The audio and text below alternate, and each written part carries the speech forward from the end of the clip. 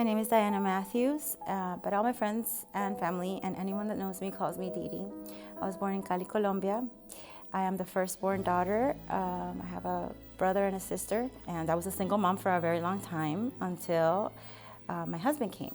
I am happily married to my husband of 15 years and also a mother of 4 young adults. My husband and I were commissioned as pastors in 2014, and since then we thrive to love on people and teach people the Word of God. I love to write. I'm a writer. For now, I'm working on my blog. I'm a content creator. This is for you. Help is still on the way. I love to spend time with my family. It's my favorite thing in the whole world to do is to be with my children and be a light.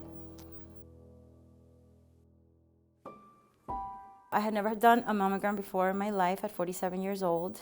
I don't know how many women go and get a mammogram done and then be called back to say, hey, we found something irregular.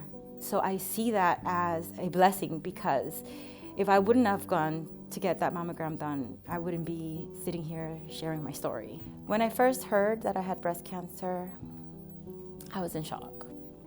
I was in my car and I had missed calls from my primary care physician.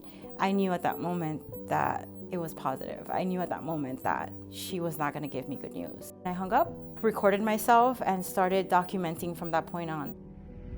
I don't know what to do. I just don't want to go through this.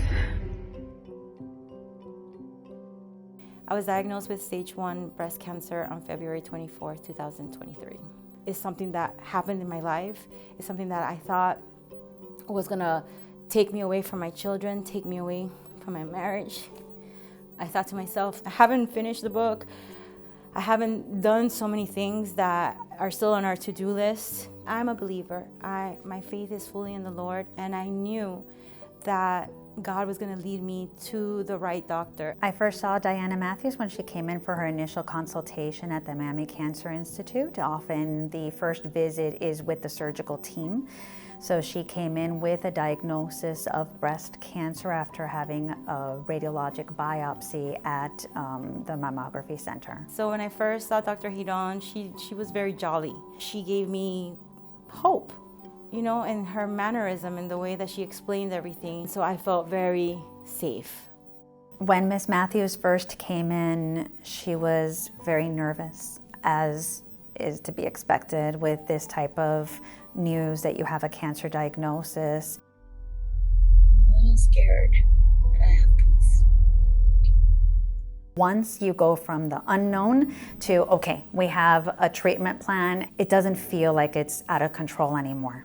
If you are ever diagnosed with cancer, I believe that this is the right place to be at. This is where you're gonna get the treatment. This is where you're gonna get compassion. They're gonna really help you so that you can get to where you need to be. Diana had 2 areas of cancer that were separated by a distance of normal tissue between them. It is what we call multicentric disease. So the surgical recommendations were to proceed with a mastectomy. And then I decided to go ahead and do the double mastectomy.